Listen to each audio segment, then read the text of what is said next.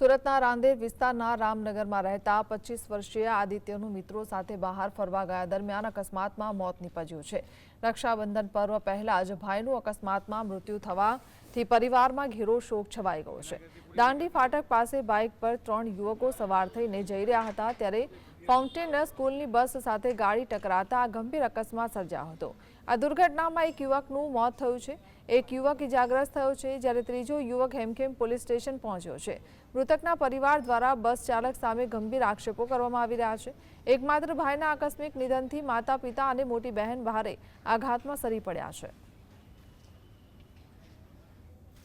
જતા હતા ને સામે આવીને એ લોકોને ઠોકર આપીને એ લોકોને પાડેલા છે।